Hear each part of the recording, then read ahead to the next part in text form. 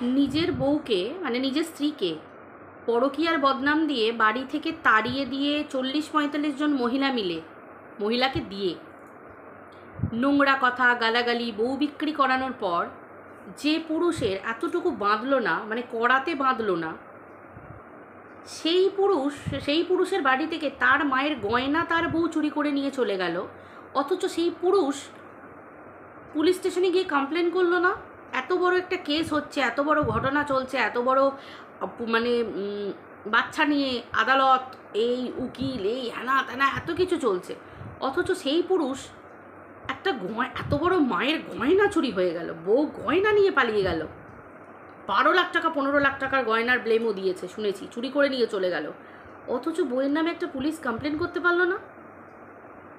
টিনা যদি চুরি করে নিয়েই চলে যেত, পুলিশ কমপ্লেন করে উচিত ছিল তো, অবশ্যই উচিত ছিল না বেচুর পুলিশ কমপ্লেন করা, যে হ্যাঁ আমার মায়ের গয়না চুরি করে নিয়ে চলে গেছে। অবশ্যই যার গয়না তার গয়নাই প্রাপ্য, সেটা টিনারই হোক আর টিনার শাশুড়ি মা, শ্বশুর মশাই, 14 পুরুষ যারই হোক না কেন, যার গয়না চুরি করে নিয়ে যাওয়াটা উচিত নয়।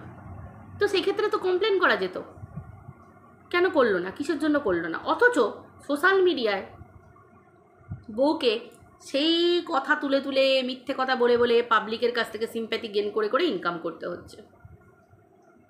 স্ট্রেঞ্জ। চলো বন্ধুরা, ওয়েলকাম টু মিলিস ব্লগ। আশা করি তোমরা সবাই খুব ভালো আছো। তোমরা অনেকে জানতে চেয়েছিলে আমি এই 2-3 দিন কেন ভিডিও দিইনি। হ্যাঁ, আমার মামার খুব বড় একটা অ্যাক্সিডেন্ট হয়েছিল কলকাতায়। মামা এখনও মেডিকাতে অ্যাডমিট আছেন, তবে লাইফ রিস্কের পিরিয়ডটা কেটে গেছে। মামা এখন অনেক বেটার, অনেক ভালো। আর আমি কালকে রাতেই বাড়িতে ফিরেছি, আজকে সকালে অনেক ভালো আছি, সব কিছু খোঁজখবর নিয়ে তবেই আজকে একটু মনটা ভালো করে ভিডিও করতে বসেছি। তো সেই জন্যই আমি ভিডিও দিতে পারিনি, আমরা সবাই ওখানেই ছিলাম। তো চলো বন্ধুরা, তোমাদের সাথে তাহলে আলোচনা করাই যাক। সমালোচনাটা করতেই হবে।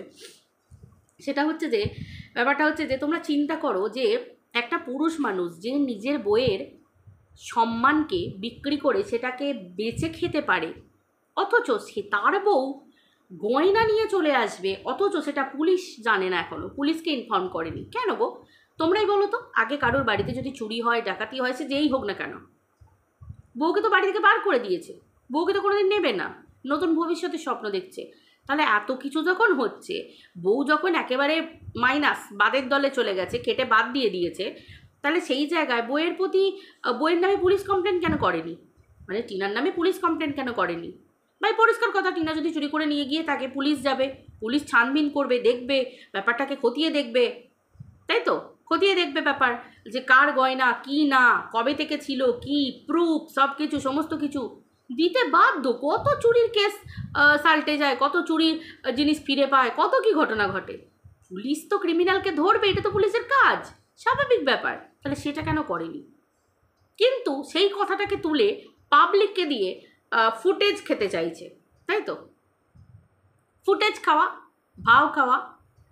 কারণ একটা পুরুষকে প্রথম থেকে তো এটাই বেচুকে মানাচ্ছে, বউয়েরকে সোশ্যাল মিডিয়ায় তুলে ভার্বালি বিক্রি করছে। আলু পটল মূলো এগুলোর তো দাম একটা ঠিক জায়গায় থাকে, তাই তো? বাজারে হাত দিতে পারবে তুমি আলু পটল মূলোতে? আলুর যা দাম দেখেছো, পেঁয়াজ টমেটো দেখেছি তো কীভাবে উঠেছে, আদা।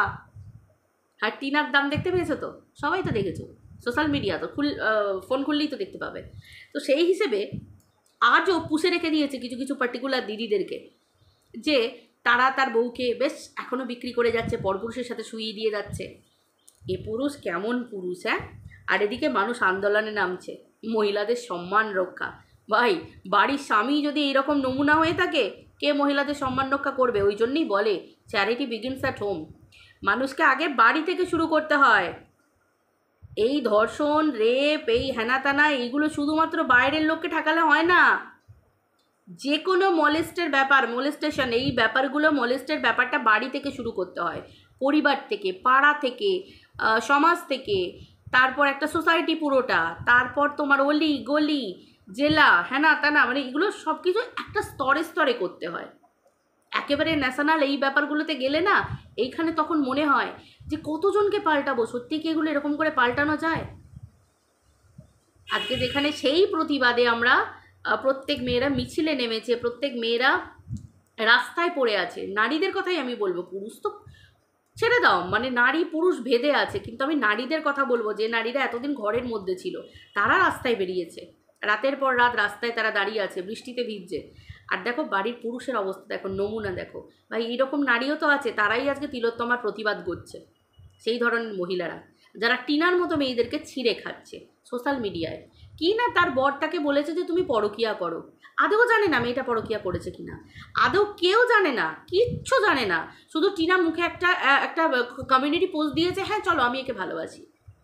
একটা মেয়ে যখন কমিউনিটি পোস্ট দিল, কেন দিল, কিসের জন্য দিল? তার স্বামী তাকে রাতারাতি বিক্রি করে দিল, তাকে দিনের পর দিন বিক্রি করে খাচ্ছে।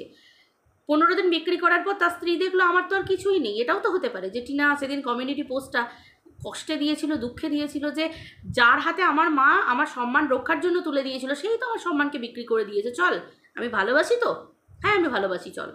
এটাও তো করতে পারা যায়। যারা জেদি মেয়ে, যারা জেদি হয়, তারা এই কাজটা করতেই পারে, না করার কি আছে ভাই? যার ওপর সম্মান রক্ষার দায়িত্ব ছিল, রক্ষকই তো ভক্ষক, চল সবাই ছিঁড়ে খা। ঠিক কি না তোমরাই বলো? তাহলে সেই ব্যাপার নিয়ে টিনাকে এখনও পর্যন্ত আক্রমণ করে যাচ্ছে। টিনা তো ঠিকই বলেছে যে টিনা কোথায় যাচ্ছে, টিনা বাচ্চার জন্য কি করছে, টিনা কোন ব্যাপারে কি স্টেপ নিচ্ছে, টিনা কাকে কার জন্য কি করতে চাইছে। কেন? টিনা তো বিক্রি করে খেতে চায় না। টিনা যদি বাচ্চা বিক্রি করে খেত তাহলে টিনা চোখের জলটা ক্যামেরা অফ করে ফেলতো না, দিনের পর দিন টিনা ক্যামেরার সামনে হাসি মুখটা দেখাতো না। একটা মেয়ে, কোন মেয়ে গালাগাল খেতে চায় সোশ্যাল মিডিয়ায় লোকের কাছে? টিনার কমেন্ট বক্স তো গালাগালে ভর্তি হয়ে যেত, নোংরা কথা বলতো। একসময় আমরাও বলেছি টিনা তোর কি মন নেই রে, তুই কী করে থাকিস? কিন্তু দিনের পর দিন টিনার জায়গায় নিজেকে বসিয়ে দেখেছি, ভেবে দেখেছি, রিলেট করতে পেরেছি যে না, আমি কেন কাঁদবো ক্যামেরার সামনে? ক্যামেরার সামনে আমার কেঁদে তো লাভ নেই, কেন কাঁদবো? আমি এখানে মানুষকে ব্লগিং দেখাতে এসেছি, আমি সকাল থেকে রাত পর্যন্ত কি করি, আমি যেটা সেটাই দেখাতে এসেছি, আমি ফেক কিছু দেখাতে আসিনি। আর আমি যখন কাঁদবো তার মানে মানুষকে সিম্প্যাথি গেন করা, আমাকে দাও, আমি কেঁদে তোমাদের কাছ থেকে টাকা চাইছি, ভিক্ষে চাইছি। কিন্তু ও তো এখানে প্রফেশনে এসেছে, বাই প্রফেশন ও একজন ব্লগার। ব্লগারের কাজ হচ্ছে কেঁদে কেটে সিম্প্যাথি গেন করে টাকা ইনকাম নয়, নিজের ব্লগিং দেখিয়ে, ঝকঝকে তকতকে ব্লগিং দেখিয়ে তুমি ইনকাম করবে। টিনা কি দেখিয়েছে? ব্লগিংয়ের মধ্যে কোনো নোংরামি দেখেছো? আর যদি টিনার ব্লগিংয়ে নোংরামি থাকতো তাহলে টিনা এতগুলো প্রমোশনাল ভিডিও পেতো না, মানে প্রমোশনাল অফার পেতো না। তোমরা সবাই জানো টিনার চ্যানেলে প্রচুর প্রমোশনাল অফার আছে, তোমরা দেখতেই পেয়েছো। তাহলে টিনা সেই ভিডিওগুলো করতে পারতো না। কিন্তু আজকে আমরা বেচুর চ্যানেলে রেখেছি কোনো প্রমোশনাল অফার বেচু পায়? কারণ বেচুর চ্যানেল তো কন্ট্রোভার্সি, ঘিসা পিটা পাতি একজন কন্ট্রোভার্সি ক্রিয়েটার। একটা পুরুষকে বারবার তার স্ত্রীকে, এদিকে যে পুরুষ বলছে যে আমি মনে রাখতে চাই না, আমি বাদ দিয়ে ফেলেছি, স্বাধীনতা দিবস উদযাপন পালন করলো। আমরা স্বাধীনতা দিবস কথাটাকে রেসপেক্ট করি, কিসের জন্য? আমাদের দেশ স্বাধীন হয়েছিল, সেই জায়গায় স্বাধীনতা দিবসটাকে উল্লেখ করে করলো বেচু, কি না বউকে তাড়িয়ে দেওয়ার দিনটা, বউকে যেদিন ঘর থেকে বার করে দিয়েছে। এই তো পুরুষের নমুনা। এই পুরুষের থেকে একটা ভদ্রবাড়ির মহিলারা কি আশা করতে পারে? হ্যাঁ, ওর লেভেলের যারা, ওর ক্যাটাগরির যারা মহিলা, মানে ওই বেচুকে পছন্দ করা যে মহিলারা আছে, তাদের ক্যাটাগরি হলে তারা অবশ্যই পছন্দ করবে, অবশ্যই পছন্দ করবে। কারণ রতনে রতন চেনে, শুয়োরে চেনে কচু, কথাতেই আছে। রতন ওরা, মানে আমি ওদেরকে শুয়োর বলছি না, ওরা রতন চিনে নিয়েছে অবশ্যই। রতন তো এক একটা রত্ন, ওরা বাঁধিয়ে রাখার মতো, তাই না? তো ঘটনা হচ্ছে এটা। তো টিনা কি করছে না করছে, বাচ্চা আনবে কি না, কী করবে, কী করে আনবে, কত দূর এগিয়েছে, থাক না, এগুলো তো আইনি ব্যাপার স্যাপার, এগুলো তো সামনাসামনি বসে কিছু বলার নয়। এই যে সেবক দাদা, সুদীপ্তদা, সেবক দাদার চ্যানেলটা তো অন্য পারপাসে। সেবক দাদা সোশ্যাল মিডিয়ায় বসে কখনো আলোচনা করেছে যে টিনার জন্য কি করছে, কতটা এগোচ্ছে, এই করব সেই করব, টিনাকে বাঁচাবো, আমি রক্ষা করবই করব, আমি পেতে দেবো না, আমি এই করতে দেবো না, কোনোদিন বলেছে? কিন্তু আদারওয়াইজ বেচুর দায়িত্ব যারা নিয়েছে, মানে বেচুকে রক্ষা করার দায়িত্ব, মানে বেচুর রক্ষাকর্তারা কর্তীরা যারা আছে, সারাক্ষণ স্লোগান দিয়ে যায়, বেচুকে বিক্রি করে। কিন্তু সেবক দাদাকে কখনো টিনাকে বিক্রি করতে আমরা দেখিনি। দেখেছো কি তোমরা কেউ সেবক দাদাকে টিনাকে বিক্রি করতে? আমার তো মনে হয় না তোমরা কেউ দেখেছো বলে।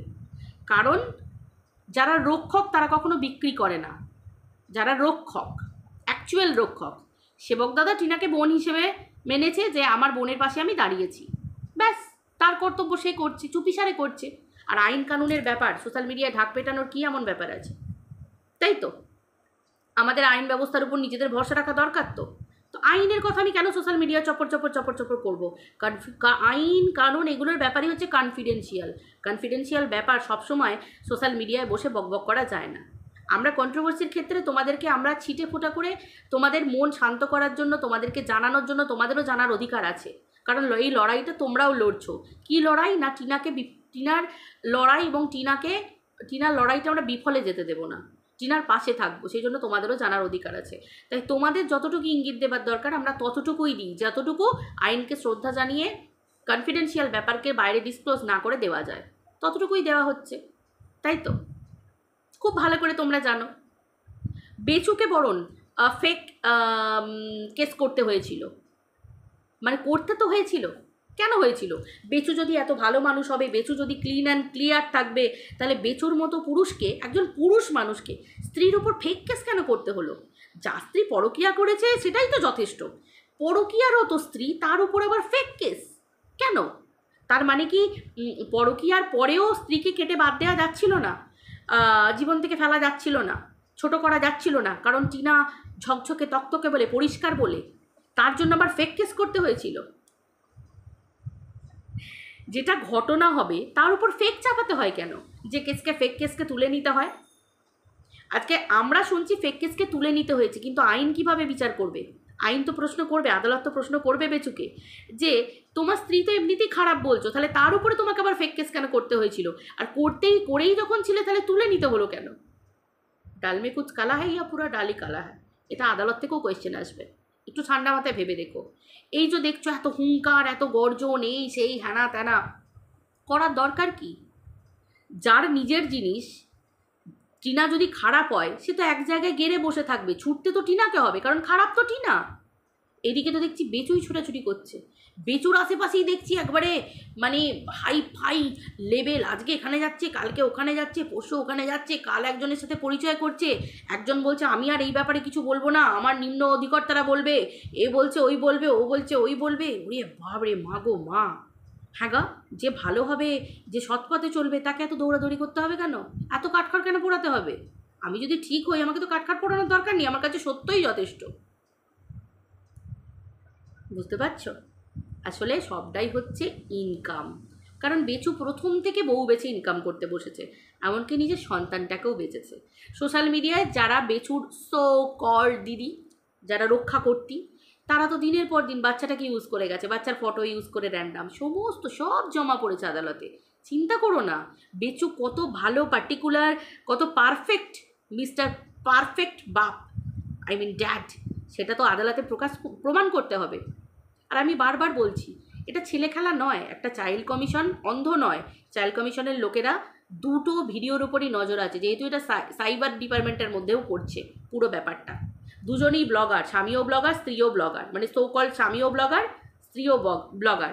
তো সেই হিসেবে কে কাকে বিক্রি করছে, কে কতটুকু বলছে, চাইল্ড কমিশনের চোখ সব সময় আছে ভিডিওর দিকে।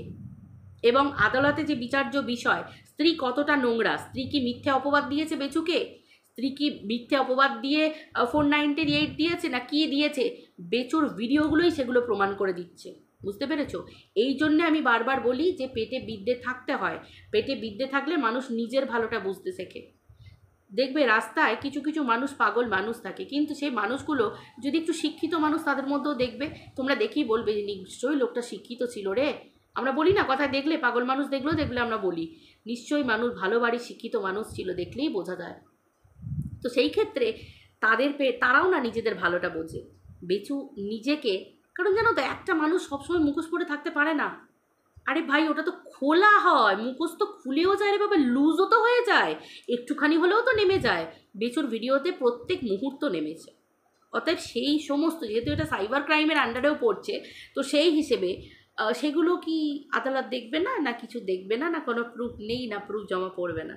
স্ত্রীকে কতটা ছোট করেছে, কোন মুহূর্তে স্ত্রীর পরিবারকে ছোট করেছে, গালাগাল দিয়েছে, নোংরা কথা বলেছে, এবং প্রতিনিয়ত বিক্রি করে চলেছে, এবং প্রত্যেক মুহূর্তে থ্রেট দিয়েছে, কোন জায়গায় কিভাবে ব্ল্যাকমেল করেছে, সব কিছু আদালতের আওতায় আছে।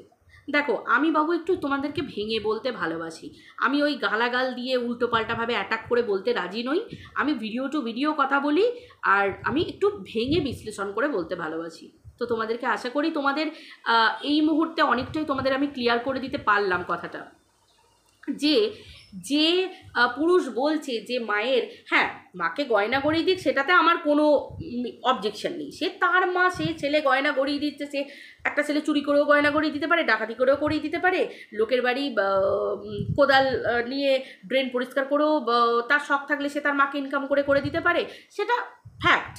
কিন্তু আমার কাছে অবজেকশন হচ্ছে একটা জায়গায়, যে বেচু তো প্রথম থেকে বউ বেচে ইনকাম করছে, কারণ বেচুর টিনু যাবার আগে পর্যন্ত, সংসার ছেড়ে যাবার আগে পর্যন্ত বেচুর কি অবস্থা ছিল আমরা সবাই দেখেছি।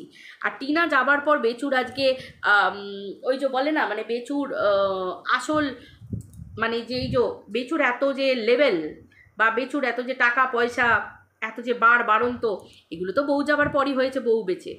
তো বউ যাবার আগে পর্যন্ত ভিডিও, সেগুলোও আদালত দেখবে, যে তার আগে পর্যন্ত বেচুর ভাগ মানে ভঙ্গি কীরকম ছিল, ছিঁড়ি কীরকম ছিল, ঘর দুয়ারের অবস্থা কীরকম ছিল, কীরকম জীবনযাপন করতো, আর বেচুর এখনকার লাইফস্টাইল, বেচুর চলাফেরা, বেচুর কিভাবে এলো, পুলিশ তো সবই খতিয়ে দেখবে।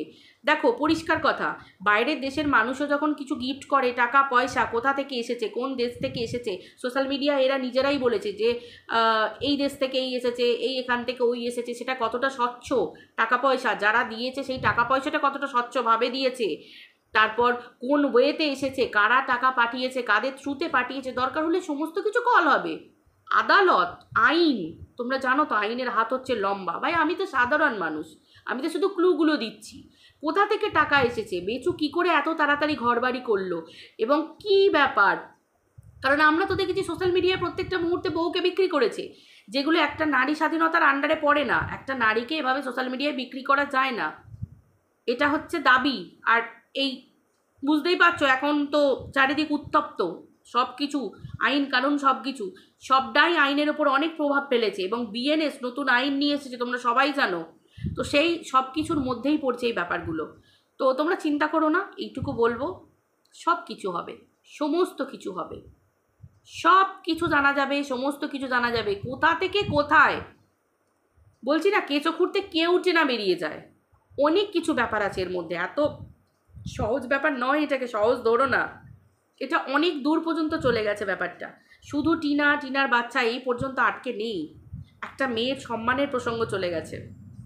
আইন খতিয়ে দেখবে যে টিনা যদি 498 করে থাকে। দেখো আমরা তো জানি না ভিতরে কি হয়েছে, আমি এক্ষুনি বেচুকে ব্লেম করতে পারি না, মাসিমা মেসমশাইকেও ব্লেম করতে পারি না, কিন্তু 498টা কতটা সত্য, কারণ বেচু অনেক কিছু কথা ভিডিওর মধ্যে বলেছে, যে সময় মাসিমা মেসমশাইও পাশে বসেছিলেন কিন্তু তারা প্রতিবাদ করেননি, সেগুলোও তো আদালত খতিয়ে দেখবে। সাইবার ক্রাইমের আন্ডারে যে ভিডিওগুলো জমা পড়েছে, যে একজন গার্জেন হয়ে কি সেই জায়গায় বারণ করা উচিত ছিল, এবং সেই জায়গায় কি অবজেকশন দেওয়া উচিত ছিল, নাকি চুপ থাকা উচিত ছিল, সেগুলো আমি বলছি না, আমি তো সামান্য একজন মানুষ। তো সেই হিসেবে আইন সেগুলো খতিয়ে দেখবে, যে তাহলে এই ব্যাপারগুলো কি অতীতে রিপিট হতো, তাহলে কি টিনা যে ব্লেমটা দিয়েছিল বা 498 লাগিয়েছিল সেটা কি সত্যি না মিথ্যে, মানে এগুলো অনেক কিছু, এগুলো সব আইনের মাধ্যমে জড়িত। আমরা ঝট করে বলতে পারি কেন টিনা বাচ্চা পাচ্ছে না, কেন টিনা এই পাচ্ছে না, বিচার পাচ্ছে না, আইন দেখছো তো, এই এতদিন হয়ে গেল তিলোত্তমার ব্যাপারটা, সবই বেরোচ্ছে, কিন্তু আস্তে আস্তে আস্তে আস্তে ধৈর্য ধরতে হচ্ছে, দেখতে পাচ্ছ, তাও এত হাই লেভেলের তাহলে বুঝতে পারছো টিনার মতো আমাদের মতো আমরা একটা সাধারণ মানুষ, তাহলে আমাদের আইন ব্যবস্থাটাকে আরও একটু ভরসা রাখতে হবে ধৈর্য ধরে। আশা করি তোমাদেরকে বোঝাতে পারছি, আমি যথেষ্ট বুদ্ধিমান, তোমরা বুদ্ধিমতী। তো চলো, একটা ভিডিওতে সব কিছু বলে দিলে তো হয় না, আর ভিডিওটা বড় হয়ে যাবে, তোমরাই আর দেখবে না। তো চলো এই পর্যন্ত রাখছি, আবার দেখা হচ্ছে পরের ভিডিওতে। বাকিটা আবার অনেক কিছু কাহিনী তোমাদের সাথে শেয়ার করছি, অনেক কিছু অজানা কাহিনী আছে, এটা আমি নেক্সট ভিডিওতে শেয়ার করছি। চলো সবাই ভালো থেকো, টাটা, বাই।